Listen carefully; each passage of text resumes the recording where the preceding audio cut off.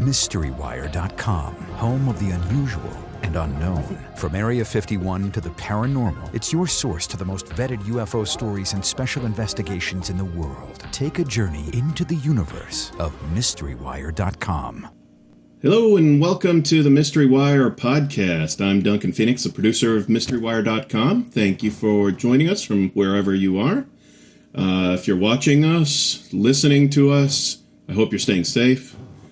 Things are slowly getting better, but everyone still do their part. It has been a busy few weeks, as I'm sure you guys know. We've had everything from landing on Mars, the Mars Perseverance rover, which was just spectacular, the video and the pictures that have come from that, to more recently this week, a straight-up UFO sighting over a commercial airliner, American Airlines flight over New Mexico. And we've got a couple of write-ups on that on MysteryWire.com right now, including reaction from Lou Elizondo. He's the former head of ATIP in the Pentagon. He's got some insightful thoughts on what that could have been. But now, I want to get to the meat of what we're doing today. We've got a wonderful interview with three gentlemen out of the United Kingdom. These three guys are part of what's known as the UAP Media UK, Unidentified Aerial Phenomena Media, United Kingdom. Right now there are four of them that are taking on this project. Three of them were able to join George earlier this week and had a chance to talk to him. You're going to be hearing from not only George, you're going to hear from Dave Partridge. He's a writer, website curator. He says he's been spending the last 6 years learning as much as he can about the field that we're talking about, especially from older sources. And that led to the creation of the online magazine Shadows of Your Mind. Then there's Dan Zetterstorm, designer, researcher for this project. You might say he's the artist of the group. He's designed clothing, backgrounds for Zooms. If you're watching this, you'll notice that his background is themed, and he designed that, and also his shirt, which has the Tic Tac on it from, or what his interpretation of the Tic Tac from the 2004 USS Nimitz event. Now, Dan is also a regular co-host on a podcast called That UFO Podcast that you may know about. And one of the other guys, the other guy joining us, Andy McGrillen. He's the Scot of the group from Scotland, my home country. Andy is the host of That UFO Podcast, so you might also be familiar with that name. And on That UFO Podcast, they also had a chance to talk with Lou Elizondo about recent events and whatnot. So, a couple things about UAP Media UK. They did want to say this is they're not a news organization. Their initiative, their project is to engage the mainstream press in the UK and to get people talking about this topic, something that is not widely discussed in that area. Also, they say that if it weren't for the COVID lockdowns, this probably wouldn't have happened. This gave them the time, this gave them the focus to put this project together, which is fantastic. I am here with the brain trust of UAP Media in the UK. I want you guys to each introduce yourselves, first of all, and one at a time, sort of tell me what put you on this road, how you got hooked on the topic, and then we'll talk about how you all got together. Dave, why don't we start with you? I love Shadows of Your Mind, terrific online magazine. It's just beautiful, great photography, terrific articles. And I don't just say that because you've covered some of me in the past, but why don't you tell me how you got hooked, how you got started? Yeah, thanks, George. Basically, it's been a lifelong kind of curiosity for me regarding UFOs and extraterrestrials. It first started with Carl Sagan's Cosmos, when I opened the book and saw the chapter on UFOs, and the Adamski case, I think, was covered in there. But from there, I kind of dipped in and out over the years. But a few years ago, I got back into it. I was digesting so much information on the subject that I kind of needed an outlet myself to make sense of what I was learning and what I was reading. So I come from a magazine publishing background, and I thought I'd use my graphic design skills just to put it into one cohesive unit. I thought I'd share the information around, share it freely as a downloadable PDF. And that's kind of how the magazine started. And are you able to make a living or at least break even on? No, it's all personal cost to me. But, it's kind of a passion project. So, if I wasn't in full-time work, then obviously I'd be trying to make money out of it. But I don't. So I just, share it between my peers and my colleagues, so to speak. What do you look for in the articles that you cover? I've seen some of your cover stories are great, in-depth stuff, great photography. But what grabs you as a story? What makes it into your magazine? Honestly, if I'm interested in it, first and foremost, then I'll always give it, a personal look over. I do ask for contributions because I can't write everything myself. I think at the moment I got 4 features to write for the new issue. So I try and encourage the community to get involved as well, because I don't want to do this myself. I see it as more of a community project. Do you know how many readers you have? How many in America, for example? I don't know specifically how many, but it is in like 5 figures. And the split is kind of 2/3 North America and kind of the rest of the third is UK, Europe, and then a scattering around the globe. So it is an international magazine, which is brilliant. Dan, I want to ask you a question. How did you get hooked on the UFO subject? You come from a design background, art and clothing. That I would say unusual for the UFO field. I don't know a lot of people who come from that, but there are a lot of artistic people who are interested in the subject matter. Just they don't get as involved as you have. So tell me your story. So for me, it all started really late one night when I caught the Little Green Men episode of The X-Files. And ever since then, I was obsessed. I was off on one. I had some weirdness in my life, and I always liked pulling that code. When I was in primary school, I got an award for being the ET of my class. So it's been there since a very, very early age.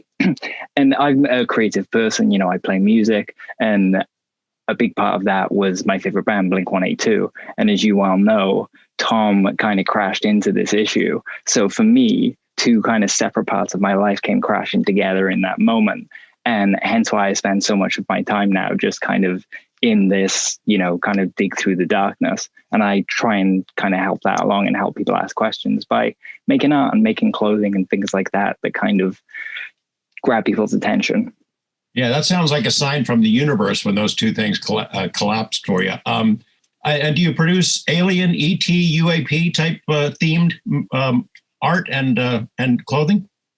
Yeah, I do. So I'm wearing a Tic Tac Nimitz one I did. Yeah. So I did that one. I've done a UAPTF patch just in case they don't have an insignia and they want one. They can take that for free. And then there are kind of some projects like my background behind me that I did as a commission for someone in the community, Jeremy, who's got a mobile Skyhub tracker called Osiris.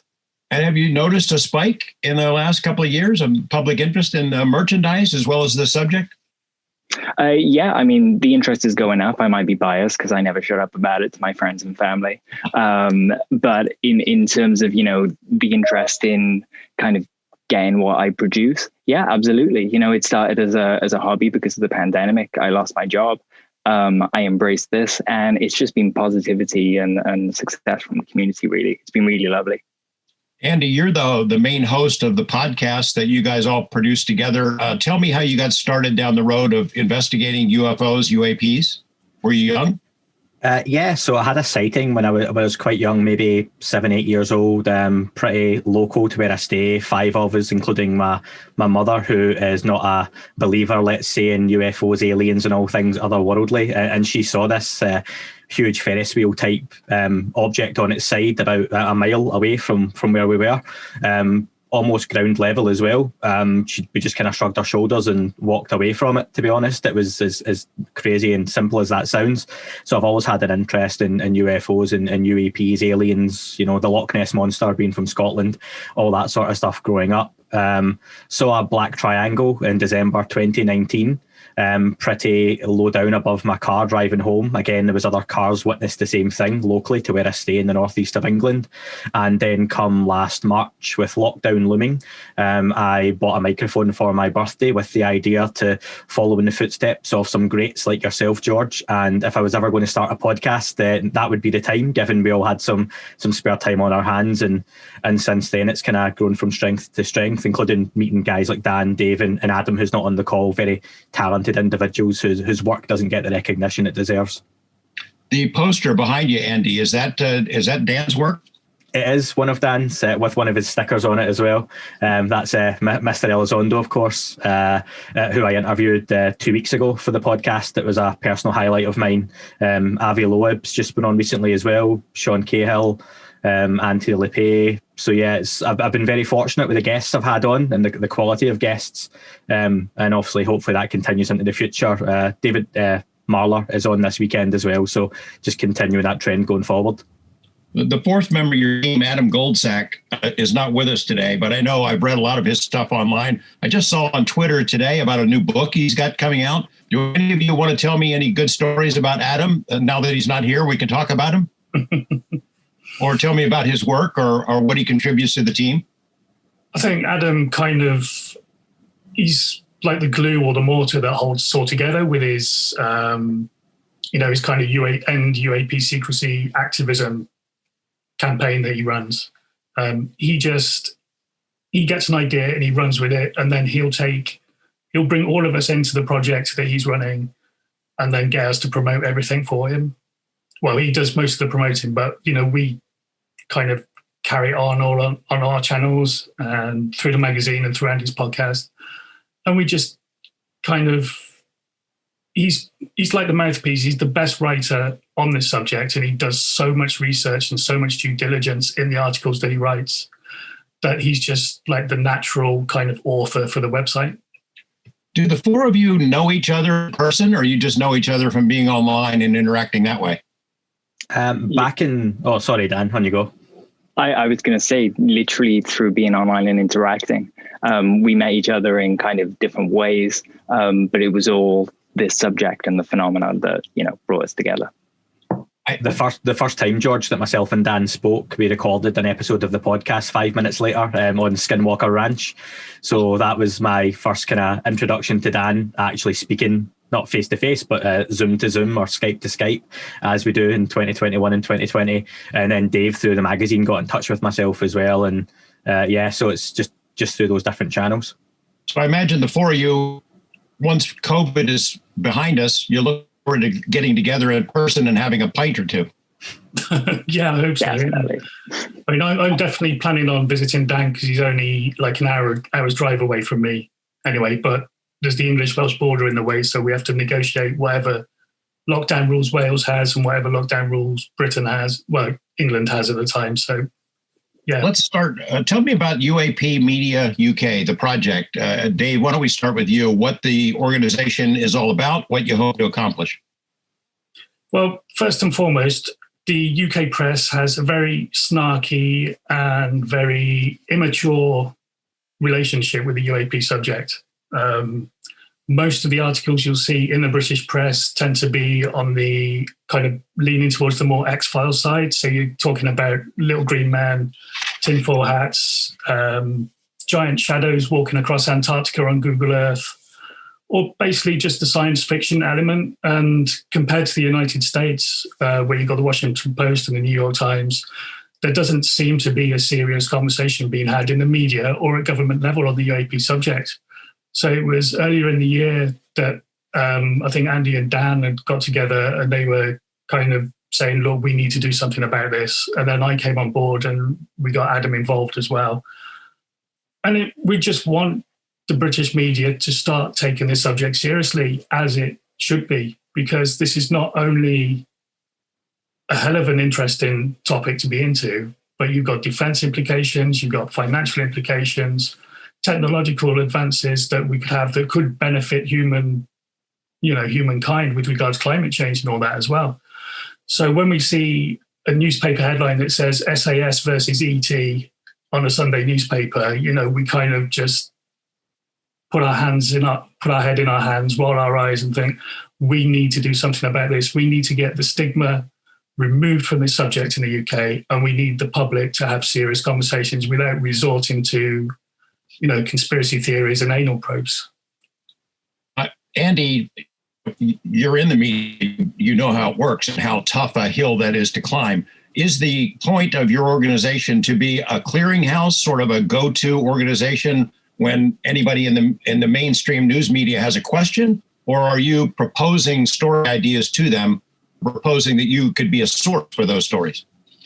A little bit of everything, to be honest, George. I think, like Dave says there, the characters that are picked by the UK media to represent the subject are unfortunate that they're there to have fun poked at them, basically, with kind of some pretty crazy and outlandish experiences that they're claiming they've had. And that's not to say they may or may not have been true. I mean, you'll know better than anyone some of the claims that people in this field will come up with.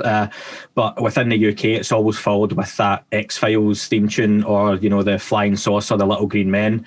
The idea being that if there was someone in the media wanted to reach out for a story or a quote, or to find out what's happening with what's going on in the US with the Senate bill, then they could come to us for that as a legitimate source. I think the topic and the subject has moved on a lot in the last 3 years, let alone the last 70 years, that the conversation has changed and the tone has changed. So there is a different crowd that can be commenting on this, and not the same faces that have been doing so for quite a long time in the UK. I think one of the good things with UAP Media is it allows people different platforms to get involved with the subject, and that includes as simple as on the website there's a template for people to download a letter to write to their local parliament, local MPs, and get involved at a very grassroots level to try and get the conversation started. Dan, from your artwork and how popular it's become that there is public interest in the topic.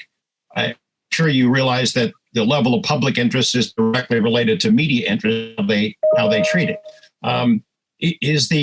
So here in the US, at least, the public's always been interested in it, and they sort of dragged the mainstream news media kicking and screaming into covering it. Is kind of what you have in mind, is that whether the British press takes it seriously or not, you're going to make them do it? Yeah, exactly. The anything good that's ever happened in history, all social advances have always been because people have demanded it. I hope it doesn't come to the level of stress and protest that things in the past have. There are easier ways to do these things, and like Andy said, it could benefit everybody. We have one planet, we have one chance, and this could really, really be a Hail Mary for humanity. Here in the US, we're not familiar with the credibility level of different UK media outlets. So we'll see the Daily Star or story in the Sun. Saw this story a week ago about this American researcher who made this outlandish claim saying that he's got documents out of the Pentagon from the BASS OSAP program that show that the American government, the military, is studying crash saucer materials. And it was ridiculous. The guy made these claims. It got printed, in newspapers over there. But we here, as news consumers, we don't know which ones are credible or not. Was it only the tabloid type publication that ran with that story, or did it have legs? Do any of you know? Tabloid type. Yeah. And is that worse? Sorry, Jules. Yeah, there were a few other kind of the larger broadsheet newspapers that covered it. But as you said, it was just wholly inaccurate. I mean, going back a couple of weeks ago with the when John Greenwald of the Black Vault announced that he'd created searchable PDFs of the CIA files that he was given on a disk a few years ago. Suddenly in the UK press, that was, seen as, the CIA's just dropped every UFO file that they've ever had, which was just complete nonsense. If they'd taken a cursory look at the Black Vault site or seen the video that John had put up and, watched that for 5 minutes, they'd realized that the story they were putting out was an absolute fabrication. Yeah, that material had been out for years. You're right. Tell me this. Give me a sense of the level of interest in this topic among lawmakers, members of parliament in the UK, because they are symbiotic. They're related. We know that lawmakers here, elected officials, are very quiet about their interest in UFO, UAP.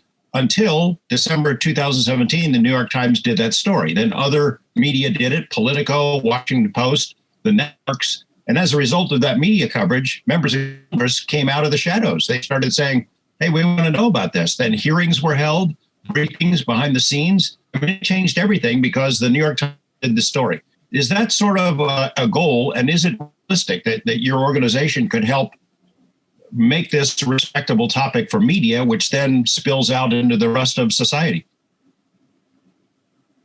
Anyone? Yeah. Yeah, go on, Andy.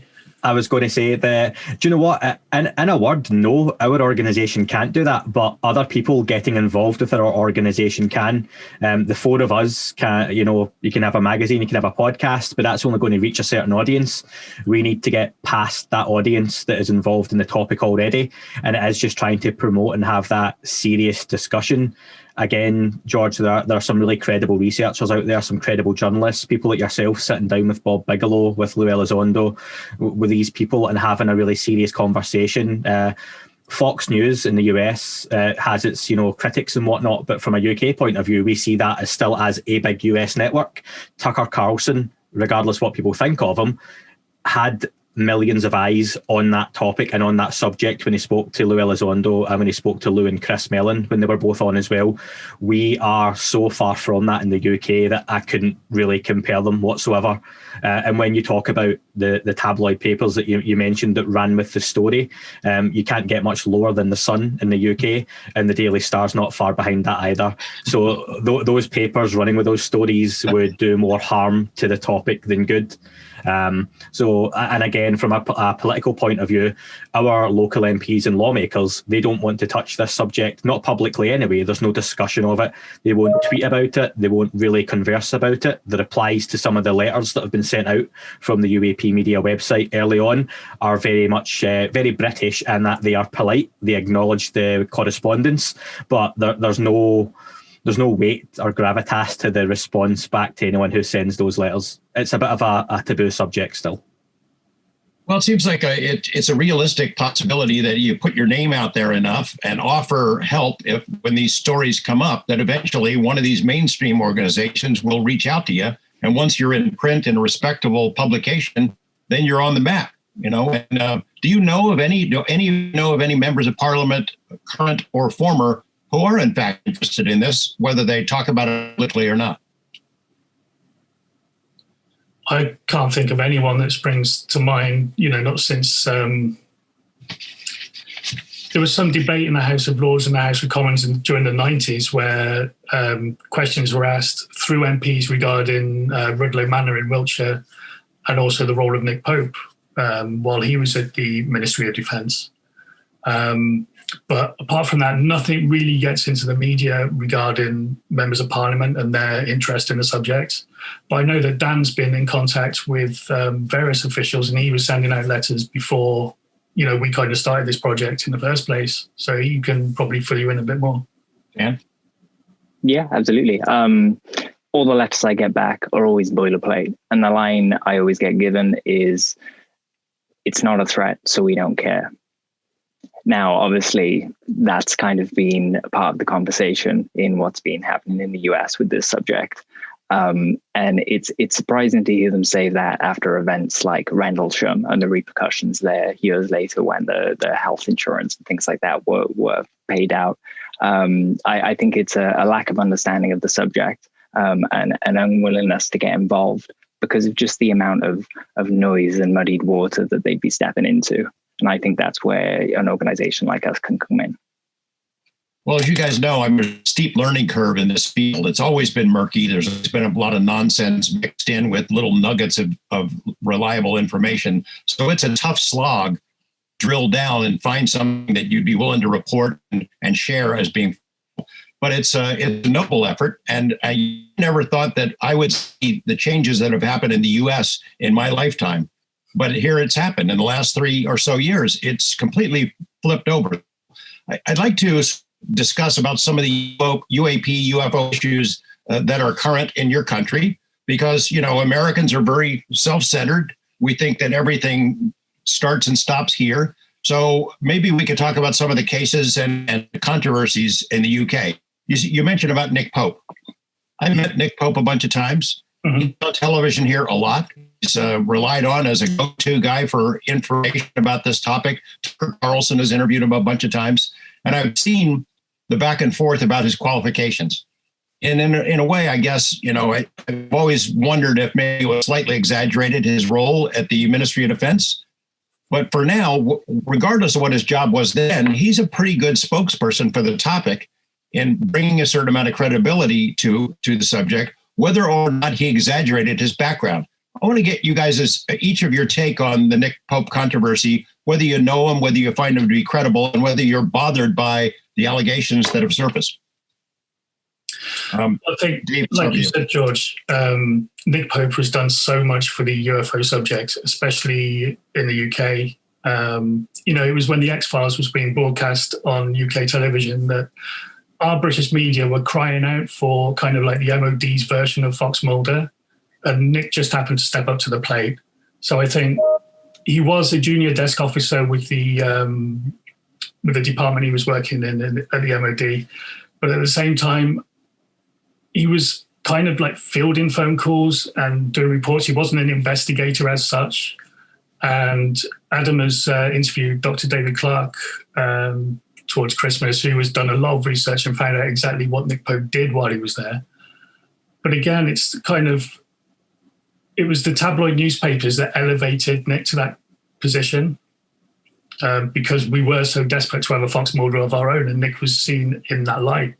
And I think he's taken that and he's run with it. And fair play to him. I know he's made a career out of it, but he is an established author and he knows kind of what he's talking about. But at the same time, the MOD will come back and say, his role that he states that he had is an exaggeration. I mean, people think that the MOD are doing a Lewis Elizondo on him and totally, kind of gaslighting him. But that's not the case because official documents have been around since the 90s on this. It's not a recent thing. But, if it wasn't for him, then many of us would not have got into the subject. Yeah, I kind of feel the same way. I always suspected he was exaggerating a bit.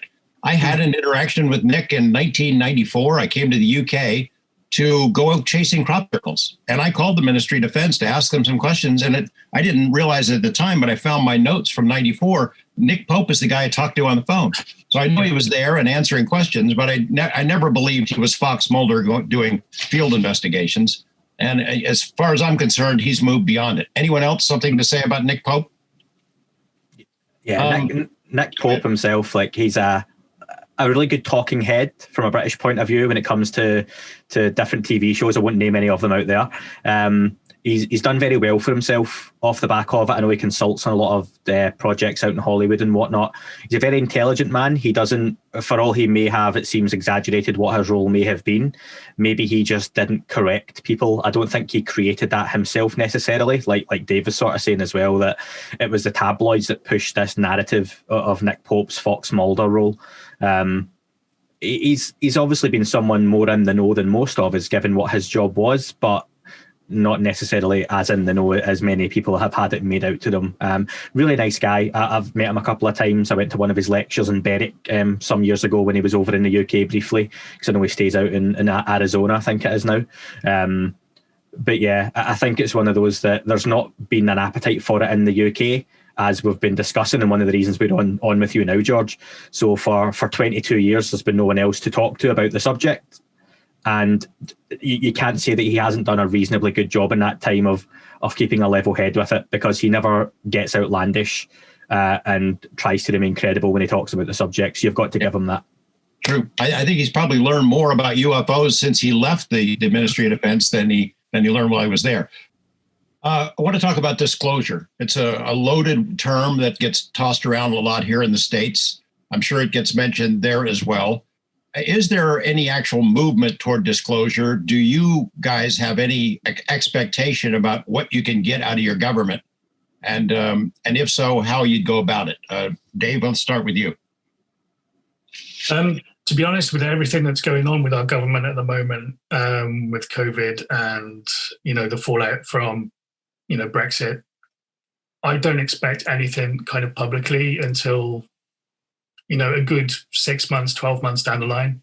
I mean, when the UAP task force report comes out in mid-June, then perhaps we'll see something, unless that gets extended for another 180 days, like we're trying to push for, because who's going to be able to produce a report in 6 months on UAPs if they're going into it clean? But I don't see anything in the media apart from what we're going to try and push for them. There's a couple of broadsheets which may cover the UAP task force report, but apart from that, it's going to be pretty quiet, I should think, for the next year. And you don't think you have anything the equivalent of a UAP task force in the UK, or do you have any hint of anything like that? No, not. There was DI-55 back in the 80s and the 90s, but as we've said earlier, that all kind of shut down. After Nick Pope left, his successor kind of went through the books and took phone calls about investigations, but because the MOD doesn't see UAPs as a threat, a defense threat to our, national sovereignty, they're not keen to divulge any information to the public, which is, they might have something. I mean, I think there was a news report on today that the government is actually funding kind of like our version of DARPA. Oh yeah. So we'll see where that goes, and maybe that'll get integrated with any task force that we may have. Dan, same sort of a question. There is no real public appetite for disclosure or any movement, I guess, because your media don't really cover it in detail. Can you share with me sort of the attitude of the UK government, the Ministry of Defense? If there was a gigantic UFO black triangle that appeared over a sensitive base, what would happen? Would there be a report? Would it get coverage? I don't think it would get coverage. Or if it did, it would kind of get they talk to the craziest people they could find, to be honest. The media here has a problem where they'll put as a front that they're covering both sides of an issue, when actually what they're doing is not listening to the experts. We spoke about Brexit a little off air here today. And one of the kind of the catchphrases for leaving the EU is that people were fed up of the experts. And I think it kind of links back there. I have the same thought with, people who are such rabid disclosure people. They're banging their fists. They're demanding this and that. And I look around at what's happening in our country. Maybe you've seen we've had a little bit of news happening here. The insurrection at the Capitol, the COVID thing. We've had more, losses than any country in the world. The changing administrations, political turmoil, militia groups. It's been crazy. I almost feel guilty raising this issue with elected officials or people in positions of power. Hey, we need to do something about UFO secrecy when so much is going on. I'm sure you guys have the same feeling. Andy? Yeah, I think there's been it's odd that it's been such probably a good time for something like UFOs and aliens to come out. And I've seen numerous headlines and even just people commenting on social media that, the US Department of Defense, the US Navy has basically came out with the layman's headline of UFOs are real. And because 2020 was the way it was, it just was another news story. That was it. Yes. It's almost that it's a great time for that sort of news to come out, but then I wonder, with the world changing how it has, and COVID's going to have a very long-term effect on everyone, maybe it's something that the world will be readied for, but maybe right now is not the best time for that sort of story. And again, this is where the US and the UK are so different. The UK is the little brother to the US in so many issues. However, the UK, there's a very British attitude to a lot of subjects and topics, and there is no appetite, and we can't really probably emphasize that enough as a group in the UK for this to happen. We are not going to have senators walking up and down any sort of media sprint and commenting they've just came out a briefing on UAPs and that this should be pushed forward, or sitting on their Twitter feed filming themselves talking about the issue. That's not going to happen in the UK. It's still very much an old boys club. Guys in their 60s and 70s making sure that their friends are all covered, making sure that the right people get the right contracts. So in a couple of years' time, when they get out, they've got, and it's not even the money or the elitist thing, but it's just an old boys club, and it's the way it's been for a long time. Something would have to change politically in the UK for that to come into effect. And I just think there's too many issues in the UK for it even to gain traction at the moment. Well, you could make the argument that this is a great time to slip this information out to the public when they've got so many other things to be distracted about. there's only 10 crises ahead of UFOs and whatever threat they might represent that people are dealing with every day. Tell me this, Andy, do you have the perception that your Ministry of Defense still follows the lead of the USA? Whatever our Defense Department or Pentagon says on the UAP issue, they're on board. Absolutely. I don't doubt we have some eyes and ears interested in what's going on with this over in the US. And I feel you're right that the US has taken the lead on this subject, whether for good or for bad, worldwide. They have pushed this topic further forward in 3 years than the rest of the world has done in the last 70 combined. And a lot of that down to Luella Elizondo, Chris Mellon, Jacques Vallée, people like yourself, George, have all been a part of that. And it's been incredible and so fast-paced. People right now, I don't think, appreciate how quickly things have moved and how much information is coming out. When you could go back years and talk about between 2005 and 2015, tell me some UFO stories, tell me what came out officially. But let's go 2018 to 2020, tell me some things that happened, and you could reel off a list of things and people that have come forward. So there's so much progress being made. I think in the moment we're missing the progress because we're living it. Well, I feel the same way. First involved in the Bob Area 51 stuff. It's 20 years of granny UFO out behind the barn. That's the kind of stories that you get. And then over the last 3 years, it's just been an explosion day after day. The people who are new to the subject are spoiled. They have no idea how extraordinary this time period is, that every month or so, some gigantic revelation comes out. I mean, just the U.S. Navy announcing it's going to change its guidelines to make it easier for pilots to report this thing. That is an extraordinary development.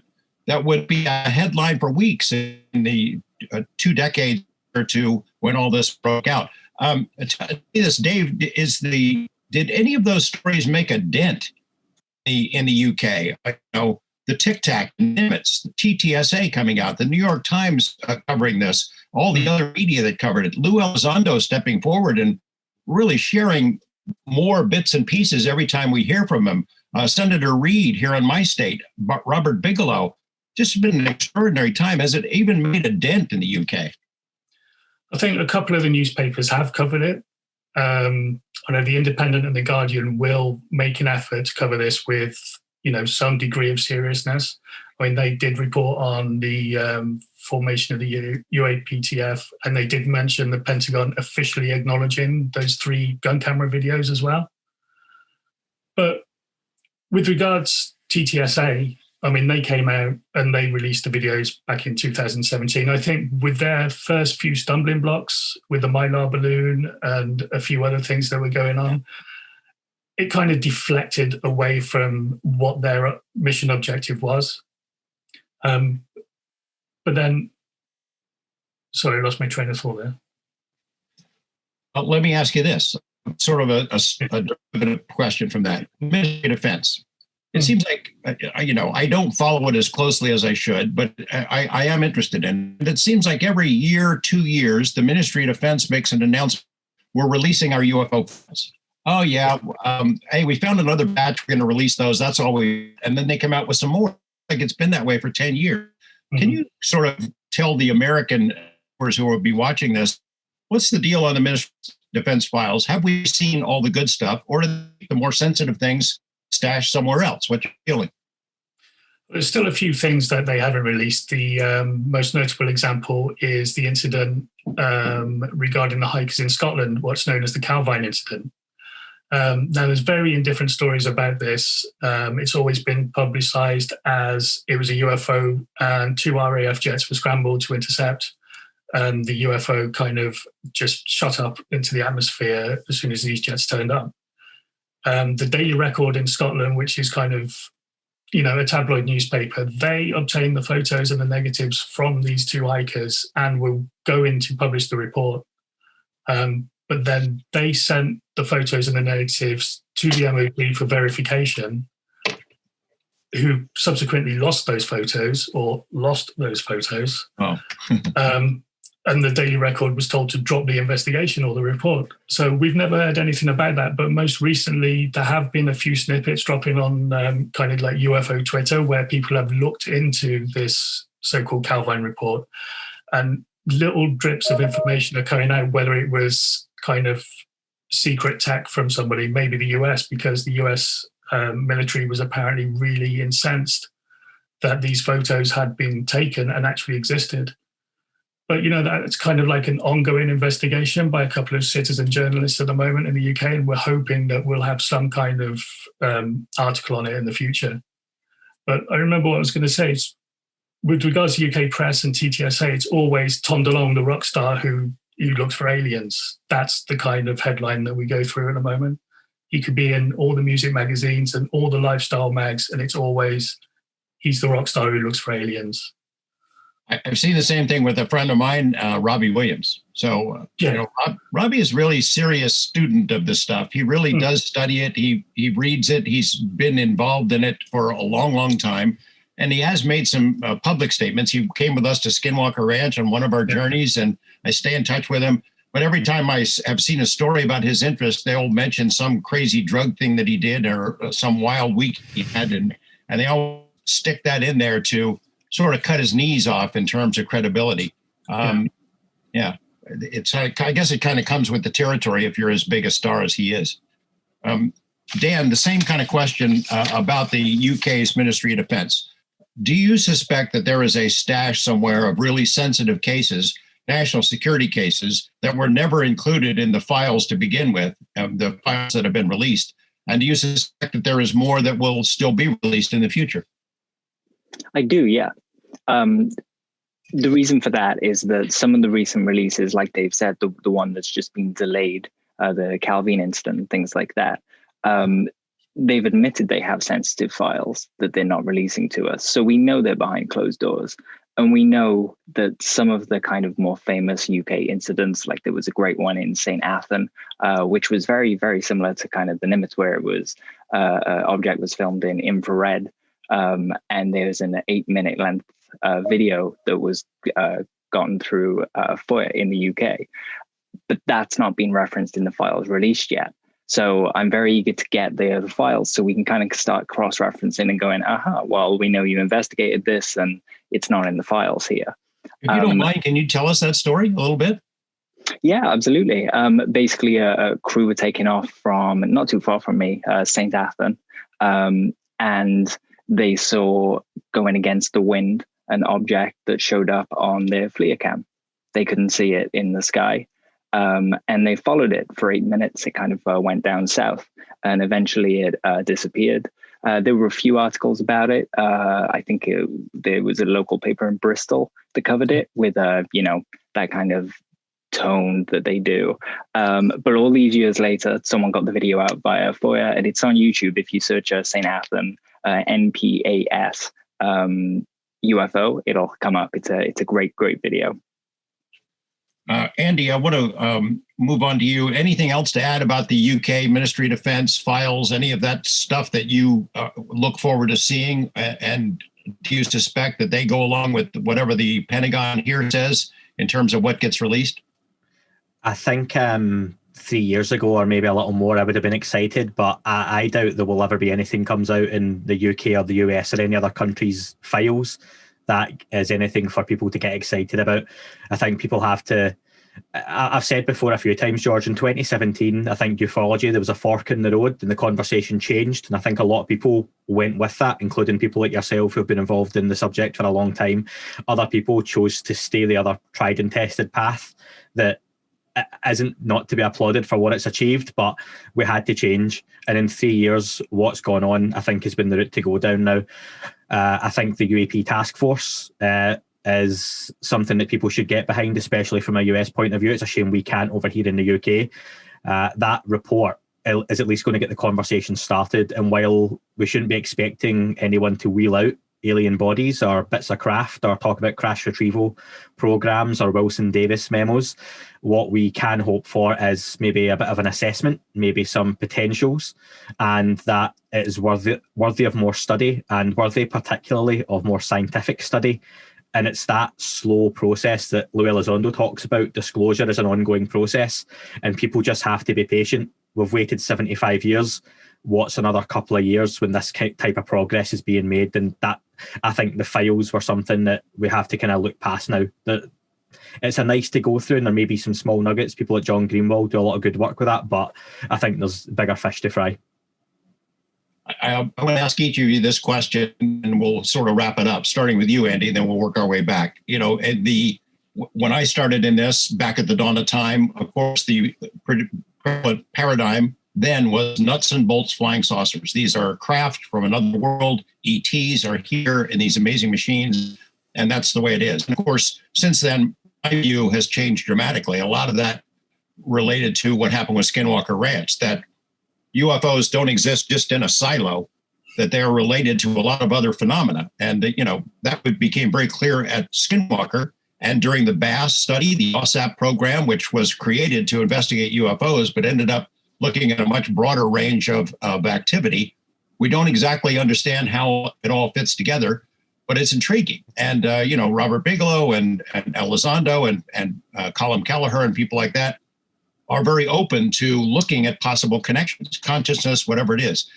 Andy, I have done some interviews with folks in the UK who have looked at their own hotspots similar to Skinwalker, where the ghosts and there's creatures, crypto creatures, and different kinds of activity that UFO people are not always comfortable with. You want to look for saucers, you don't want to have Bigfoot. That's uncomfortable. You have to follow the evidence where it leads. So I'd like to take on the broader understanding of reality that's not just UFOs, that encompasses a lot of other strange phenomena, whether you've ever delved into this yourself, any hotspots in the UK, and whether you think it's legitimate to broaden the investigation of what it is. Absolutely. I think the direction this has been pointed in more and more. You go back to, Bob Bigelow, aliens are right under our nose.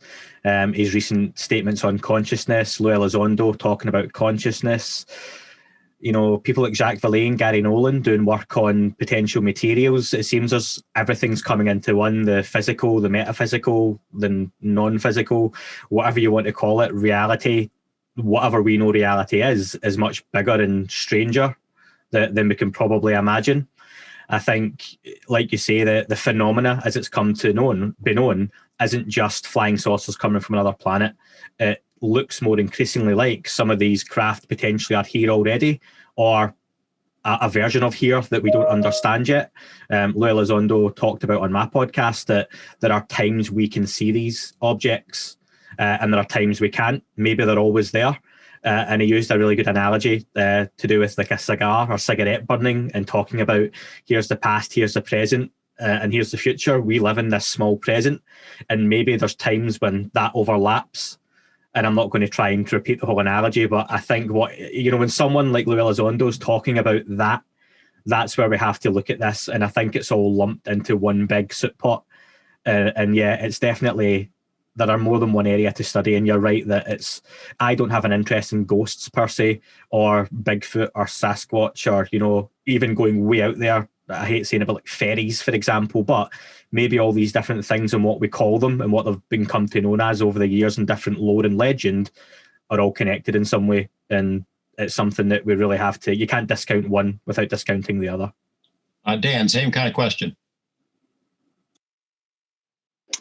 So during the pandemic, I've been embracing the culture here in Wales, and we have a lot of myths that it's funny Andy just said fairies because that's my starting point.